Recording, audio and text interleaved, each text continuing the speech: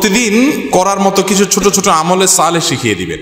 প্রতিদিন করার মতো প্রথম আমলে সালেহ হলো 5 ওয়াক্ত নামাজ সময় মতো ধীরে ধীরে আদায় করবেন। এর চাইতে বড় কোনো আমলে চলে না। এই একটা যদি করেন আর ছোটখাটো কোনো আমল নাও করতে পারেন, বড় গুনাহ থেকে বেঁচে থাকেন, ইনশাআল্লাহ নাজাতের পথ অর্ধেক সুগম হয়ে যাবে। 5 ওয়াক্ত নামাজ, এইটার কোনো বিকল্প ইসলামে আর কিছু নাই। এইটা ঠিক রাখতেই হবে, এই ক্ষেত্রে কোনো ছাড় নাই। দাঁড়ায় না হলে বসে শুয়ে যেভাবে পারেন পড়তেই হবে, কোনো ছাড় নাই। অতএব 1 নম্বর আমল হলো 5 ওয়াক্ত নামাজ পড়বেন। 2 নম্বর হলো সকল বড় বড় মোটা মোটা গুনাহগুলা থেকে বেঁচে থাকবেন। চোখের গুনাহ, হারাম জিনিস দেখা, হারাম জিনিস শোনা, গালমন্দ করা, মানুষের হক মারা, হারাম খাওয়া, এই বড় বড় গুনাহগুলো থেকে বেঁচে থাকবেন। নাম্বার 3, নবী করিম সাল্লাল্লাহু আলাইহি ওয়াসাল্লাম প্রতি বেশি বেশি দুরূদ পাঠ করবেন। আল্লাহুম্মা সাল্লি আলা মুহাম্মদ ওয়া আলা আলি মুহাম্মদ, শুধু সাল্লাল্লাহু আলাইহি ওয়াসাল্লাম, দুরূদ ইব্রাহিম যত বেশি পারেন দিনে 10 বার 20 বার পাঠ করবেন।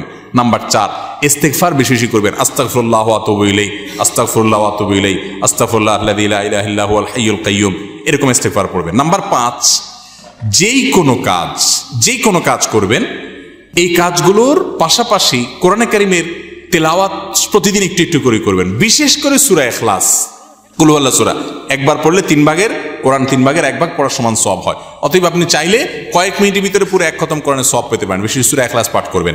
6 নম্বর হলো যত জিকির আছে কোরআন হাদিসে বর্ণিত, এই জিকিরগুলো বেশি বেশি করে পাঠ করবেন। যেমন সুবহানাল্লাহ ওয়া বিহামদিহি সুবহানাল্লাহিল আযীম, তারপর লা হাওলা ওয়ালা কুওয়াতা ইল্লা বিল্লাহ, এটাকে জান্নাতের ভান্ডার বলা হয়েছে।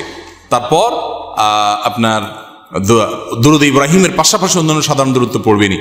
যত জিকির আছে এর মধ্যে একটা জিকির আছে ইয়া জাল জালালি ওয়াল ইকরাম, বেশি বেশি করে। তাহলে ইয়া জাল জালালি ওয়াল ইকরাম, সুবহানাল্লাহ ওয়া বিহামদিহি সুবহানাল্লাহিল আযীম এবং লা হাওলা ওয়ালা কুওয়াতা ইল্লা বিল্লাহ, স্পেশালি এই 3টা বেশি বেশি জিকির পাঠ করবেন।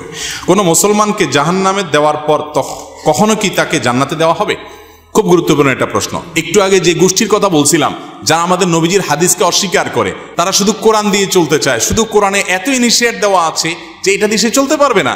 শুধু কোরআন যদি দিয়ে চলতে চায়, কোরআন তারা আমাদের নবী থেকেই পাইছে, এখন নবীর কোরআনটা মানবে, হাদিসটা মানবে না। এটা হলো একরকম মামুর ভাইয়ের আবদারের মতো। তো এই লোকগুলা বলে যে যারা জাহান্নামে যাবে তারা চিরকাল জাহান্নামে যাবে, আর কোনোদিন জান্নাতে যাবে না। এটা ভুল কথা। কোরআনে কারিমে আল্লাহ রাব্বুল আলামিন জাহান্নামীদের বিভিন্ন বিবরণ উল্লেখ করেছেন। অনেক পাপের কারণে জাহান্নামে স্থায়ী থাকার কথা বলেছেন, কিন্তু এগুলো সম্পর্কে খোদ নবী করিম সাল্লাল্লাহু আলাইহি ওয়াসাল্লাম কি ব্যাখ্যা দিয়েছেন, যার পরে কোরআন নাজিল হয়েছে, যাকে আল্লাহ পাঠিয়েছেন আমাদের কাছে, সেটা তারা জানার চেষ্টা করে না। বুখারী সহ বিভিন্ন হাদিসের কিতাবে বর্ণিত হয়েছে সন্দেহাতীতভাবে যে নবী করিম সাল্লাল্লাহু আলাইহি ওয়াসাল্লাম জাহান্নাম থেকে সর্বশেষ উদ্ধার হওয়া ব্যক্তি কিভাবে উদ্ধার করা হবে সে বিবরণ দিয়েছেন। যে তাকে জাহান্নাম থেকে উঠানো হবে, জান্নাতের কাছে আনা হবে, সে চাইবে আমাকে কাছে নিলেই হবে, ভিতরে নেওয়া লাগবে না, এবারে সে ভিতরে যেতে চায়, বিস্তারিত বিবরণ আছে। এখান থেকে বোঝা যায় যার অন্তরে ঈমান আছে সে যত অপরাধী করুক শাস্তি হবে হয়তোবা, কিন্তু একটা সময় তার অপরাধের শাস্তি মেয়াদ শেষ হলে আল্লাহ তাআলা তাকে জান্নাতে আনবেন ইনশাআল্লাহ। এই চিন্তা করে এবার তাহলে নিশ্চিন্তে পাপ করতে পারেন, যেহেতু জান্নাতে আসবেনই একবার, আর টেনশন কি। কিন্তু জাহান্নামে পড়ার পরে আল্লাহ তাআলা আমাদেরকে হেফাজতে রাখুন। কেউ যদি বেদাতকে সুন্নত মনে করে বা বলে, তার কি ঈমান থাকবে? বেদাতকে সুন্নত বললেই বেঈমান হয়ে যাবে না, এত সহজ ক্যালকুলেশন করা যাবে না। একটা আমলকে একজন বেদাত বলছে, আরেকজন বলছে না এটা আপনি বলছেন বেদাত, আমি বলছি না বা দাঁত, এটা দাঁত আছে। কেউ দাঁত পাইছে, কেউ দাঁত পায় নাই, অর্থাৎ কেউ সুন্নত মনে করতেছে, কেউ বেদাত পাইছে।